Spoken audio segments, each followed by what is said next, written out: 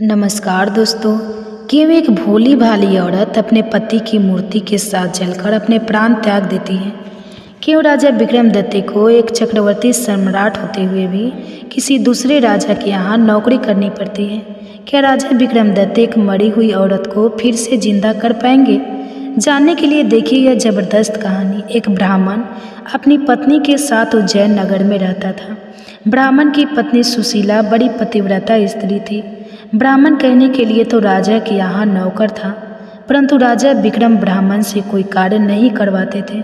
बस हर माह घर बैठे उस ब्राह्मण की तनख्वाह भेज दिया करते थे। ब्राह्मण को राजा की तनख्वाह खाते खाते जब काफ़ी अरसा हो गया तो एक दिन वो अपनी पत्नी से बोला, भगवान, राजा का धन खाते खाते काफ़ी लंबा समय हो गया, किंतु राजा ने बदले में मुझसे कोई काम नहीं लिया। इस भार से मैं कैसे कर्ज मुक्त हो सकूंगा? अतः पत्नी से विचार कर वह राजा के पास पहुंचा और बोला, राजन, आपकी रकम खाते खाते मुझे काफ़ी समय हो गया, लेकिन आपने मुझसे कोई काम नहीं लिया। इस प्रकार मैं कैसे कर्ज मुक्त हो सकूंगा?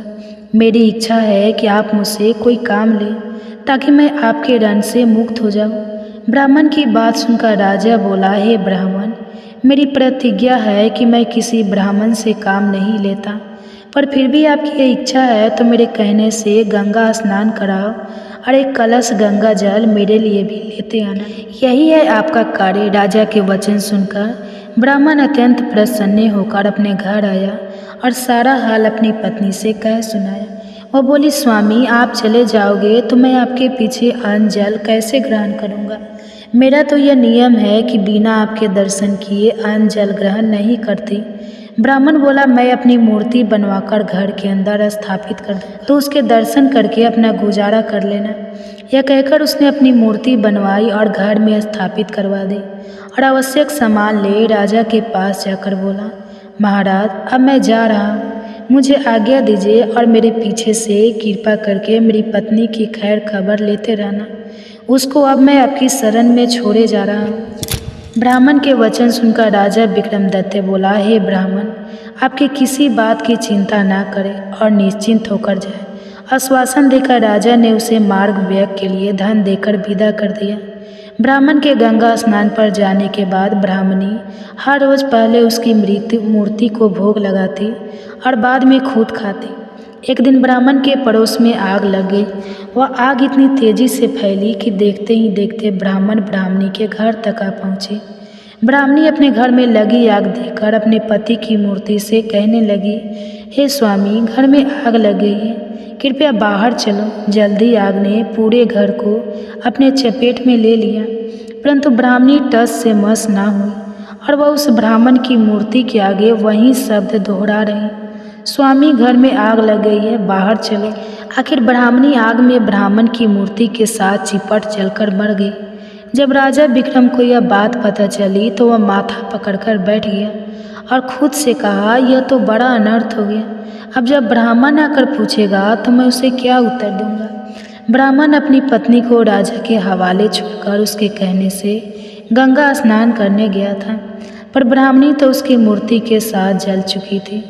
राजा विक्रमदत्त के दिन बड़े भारी हृदय के साथ चिंता में निगल रहे थे। इसी बीच एक रोज ब्राह्मण भी वापस आ गया और घर में लगी आग और अपनी स्त्री को जल मरने का समाचार सुनकर वह आग बबूला हो उठा। बोला, ऐसे कैसे हो सकता है? मैं तो राजा को अपनी ब्राह्मणी का ध्यान रखने के लिए बोलकर गया था, उन्होंने उसका ध्यान क्यों नहीं रखा?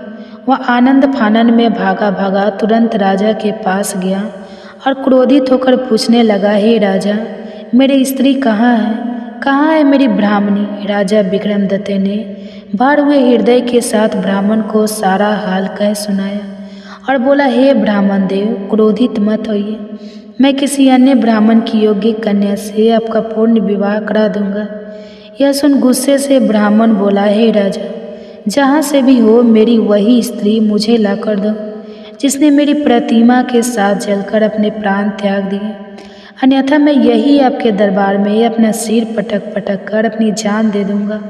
और याद रखना राजा, तुम्हें एक नहीं बल्कि 2 निरपराध लोगों की हत्या का पाप लगेगा, मुझे एक ब्राह्मण का श्राप लगेगा। राजा ने लाचार होकर कहा, शांत हो जाइए ब्राह्मण देव, तनिक मेरी बात सुनिए और जो मैं कह रहा हूँ वैसा करिए। अपनी स्त्री के अस्थि अवशेष संचय कर उन्हें रख लीजिए और मुझे 1 माह का समय दीजिए। मैं तुम्हारी स्त्री को जीवित करने की कोई युक्ति करता हूँ।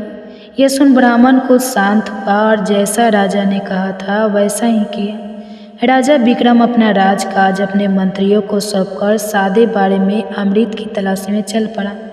चलते चलते कई दिनों के बाद वह एक गांव में पहुंचा। कई दिन चलने की थकान के कारण वो एक मकान के दरवाजे पर पड़ी चारपाई देख थका मंदा उसी पर बैठ गया। उस मकान में एक वृद्धा और उसकी पुत्र वधू रहती थी। वृद्धा का बेटा बहुत दिनों से कहीं बाहर गया था। उसी के संताप में उसकी पुत्र वधू और वह हमेशा दुखी रहती थी। थोड़ी देर बाद जब वृद्धा की पुत्र वधू बाहर आई और उसने राजा को वहाँ बैठा देखा तो मन में सोचने लगी, हो ना हो यही मेरा पति है। इसकी सूरत और उम्र दोनों मेरे बहुत दिनों से बाहर गए पति से मेल खाती है।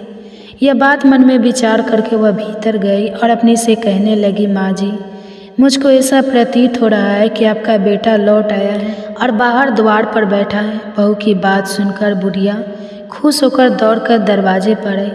जब उसने राजा विक्रम को देखा तो उसे भी वह बिल्कुल उसके बेटे की तरह जान पड़ा। वृद्धा बोली, बेटा तू बाहर क्यों बैठा है? चल अंदर चल। कहाँ था तू इतने दिनों से? देख तेरी याद में तड़प तड़प कर मेरी ये दुर्दशा हो गई और तूने एक बार भी मेरी सुध नहीं ली। वृद्धा की बात सुनकर राजा विक्रम हड़बड़ा गया और सोचने लगा, हे ईश्वर, यह क्या नहीं भला मेरे सिर आन पड़ी। वह वृद्धा से बोला, माँ मैं तेरा बेटा नहीं हूँ, पर तू अपने बेटे का हाल बता। मैं तुझे तेरे पुत्र से मिलाने की कोशिश जरूर करूँगा। बूढ़ी औरत रोते हुए राजा को अपनी बात बताने लगी। मेरा बेटा जब 12 वर्ष का था तब उसका विवाह हो गया था। विवाह के कुछ ही दिन बाद वो कहीं चला गया। आज 20 वर्ष होने को आए मगर उसकी कोई खैर खबर नहीं। वह अब तक लौट कर नहीं आया। उसकी पत्नी बेचारी चिंता में सूख कर कांटा हो गई है। राजा बोला, बुढ़िया माई, क्या तुझे उसके या उसके किसी पत्ते के बारे में मालूम है कि वह कहाँ है? वृद्धा ने कहा, मैंने कुछ लोगों से सुना है कि दक्षिण दिशा में बीरसेन नामक राजा राज्य करता है, जो हर रोज़ गरीबों में 1.25 मन सोना दान करता है। उसी राजा के महल में मेरा बेटा दुर्जन नौकरी करता है। तब विक्रमदत्त ने कहा, बुढ़िया माई, अब तो किसी बात की चिंता मत कर। ईश्वर चाहेगा तो तेरा बेटा शीघ्र ही तुझसे आकर मिलेगा। इतना कहकर राजा विक्रम वहाँ से दक्षिण दिशा की ओर चल दिए। कुछ दिनों की यात्रा के पश्चाताप वे दक्षिण दिशा पहुँच गए। विक्रम वहाँ के पूछते पूछते राजा के महल के द्वार पर पहुँचा और द्वारपाल से बोला, भाई अब दुर्जन को मुझ पति का संदेश भिजवाने का कष्ट करें कि तुम्हारे गांव से एक आदमी आया है और वह तुमसे मिलना चाहता है। द्वारपाल ने भीतर जाकर दुर्जन को विक्रम का संदेश दे दिया, जिसे सुनकर वह द्वार पर आया और विक्रम को अपने गांव का निवासी समझकर उसे अपने डेरे पर ले गया। विक्रमदत्त ने कहा, भाई तुमको ऐसा नहीं करना चाहिए था। जब से तुम आए हो तब से घर की सूरत तक नहीं देखी। तुम्हारे घर तुम्हारी माता और पत्नी रो रो कर एक दिन बिताती है। तुम्हारे लिए उचित यही है कि जैसे भी बने शीघ्र ही उनकी दूध लो। दुर्जन बोला, भाई मैं क्या करूं? विवश हूँ, ना तो महाराज मुझे छुट्टी देते हैं न इस्तीफा लेते हैं, फिर भला मैं किस प्रकार जा सकता हूँ? विक्रम बोला, इसकी तुम चिंता न करो, तुम्हारे बदले में मैं नौकरी कर लूँगा। अब दुर्जन ने राजा से कहा, महाराज मेरा भाई गांव से आया है, वह मेरे बदले आपके यहाँ नौकरी करेगा। आप कृपा कर मुझे कुछ दिनों के लिए छुट्टी दे, क्योंकि मेरी माँ वहाँ पत्नी मेरे लिए बहुत व्याकुल है। राजा वीरसेन बोला, अच्छा अपने भाई को नौकरी पर छोड़कर तुम 1 महीने के लिए अपने घर हो आओ। यह सुनकर दुर्जन ने विक्रम को नौकरी पर छोड़ा और स्वयं राजा से विदा लेकर अपने घर को चल दिया और विक्रम उसके बदले नौकरी करने लगा। खुद एक राजा होते हुए भी बड़े हृदय वाले राजा विक्रमदत्त दूसरे के दुख दूर करने के लिए राजा वीरसेन के यहाँ नौकरी करने लगे। राजा वीरसेन का नियम था कि हर रोज़ वह आधी रात को शहर से बाहर एक देवी के मंदिर में जाता। देवी उसे पकड़कर तेल के खोलते काढ़ा में डाल देती। जब राजा उसमें भून जाता तब वह उसे निकाल कर खा जाती। तत्पश्चात उसकी हड्डियों को इकट्ठा करती, फिर उन पर अमृत छिड़क देती। इस प्रकार राजा पुनः जीवित हो जाता। बाद में देवी अक्षय झांझर हिलाकर 1.25 मन सोना राजा को देती, जिसे लेकर राजा वीरसेन चुपचाप महल लौट आता और प्रातः काल वही सोना ब्राह्मणों को दान कर देता। एक दिन राजा विक्रम ने अपने मन में विचार किया कि राजा के पास इतना सोना कहाँ से आता है और हर रोज आधी रात को वह कहाँ जाता है। इसका भेद अवश्य जानना चाहिए। दूसरे दिन आधी रात के समय जब वीरसेन ने देवी के मंदिर के लिए स्थान किया तो राजा विक्रम भी उसके पीछे पीछे चल पड़ा। मंदिर में एक तरफ छिपकर उसने खुलते तेल के कड़ा में जब राजा को भूनते देखा तो विक्रमदत्त का हृदय द्रवित हो उठा। सारा हाल देख वह भारी हृदय के साथ अपने स्थान पर वापस आ गया और विचार किया, राजा बड़े कष्ट से सोना लाता है, कैसे भी करके इसका दुख दूर करना चाहिए। राजा विक्रम बाजार गया और हर तरह के मेवे, सुगंधित वस्तुएं और तरह तरह के मसाले के लिए जब आधी रात का समय नज़दीक आया तो विक्रमदत्त ने अपने शरीर को जगह जगह से चाकू से चीरकर सभी प्रकार के मसाले और मेवे कटे हुए स्थान पर भर लिए। अत्यंत पीड़ा सहन करते हुए राजा विक्रमदत्त चुपचाप राजा वीरसेन के कक्ष में गए और अपनी जेब से जादुई बेर निकाल उन्हें हुक्म दिया, जब तक मैं ना जाऊँ तब तक तुम राजा वीरसेन को ऐसी गफलत में रखना कि उसे होश न आए। खुद राजा वीरसेन की जगह देवी के मंदिर में पहुंच गया। विक्रम जब देवी के मंदिर में पहुंचा तो भूख से व्याकुल देवी ने उसे पकड़कर तुरंत कड़ा में डाल दिया। जब वह भून गया तो देवी ने उसे निकाल कर खाया। देवी ने इतना स्वादिष्ट गोश्त आज तक नहीं खाया था। वो हर रोज वीरसेन को भूखकर खाती थी और उसे जीवित कर देती थी। राजा वीरसेन में ऐसा कुछ बचा नहीं था, पर आज जब उसने तंदुरुस्त और एकदम हठेल विक्रमदत्त के ताज़ा और तरह तरह के मसाले और मेवे से भरा मांस खाया तो उसका रोम रोम खिल उठा। लजीज गोश्त खा वो अत्यंत प्रसन्न हो उठी। पूरी तरह तृप्त हो उसने रोज की तरह हड्डियाँ एकत्र कर घड़े में अमृत निकाल उन पर छिड़क दिया। अगले ही पल राजा विक्रम जीवित हो उठा। तब देवी बोली, मैंने आज तक इतना स्वादिष्ट मांस नहीं खाया। आज मैं तुझ पर बहुत प्रसन्न हूँ। जो भी तुझे चाहिए दिल खोलकर मांग ले। विक्रम बोला, हे माँ, मुझे आपसे 3 वर चाहिए। देवी प्रसन्न हो बोली, दिए तुम्हें 3 वचन, मांगो क्या चाहिए। तब विक्रम ने कहा, पहले वचन में मुझको आपका अमृत का पात्र चाहिए, दूसरे वचन में मुझे आपकी अक्षय झांझर भी चाहिए। ये 2 वरदान मांगकर विक्रम ने सोचा कि इसका अमृत यदि मैंने ले लिया और देवी ने राजा को नीति की भांति भूनकर खाया तो फिर उसे जिंदा कैसे करेगी। इसलिए तीसरे वचन में उसने सोचा कि ना देवी यहाँ रहेगी न राजा की जान जाने का डर रहेगा। अतः तीसरे वर में उसने देवी का वहाँ से चले जाना मांगा। इस प्रकार तीनों वचन देकर देवी वहाँ से चली गई। राजा विक्रम अमृत कलश और अक्षय झांझर ले वापस आ गया। उसने सोते हुए राजा वीरसेन के पास से अपने जादुई बेर उठा ली। थोड़ी देर में जब वीरसेन की आँख खुली तो समय देख वह घबराकर मंदिर की ओर दौड़ा। वहाँ जाकर उसने देखा तो कोई नहीं था।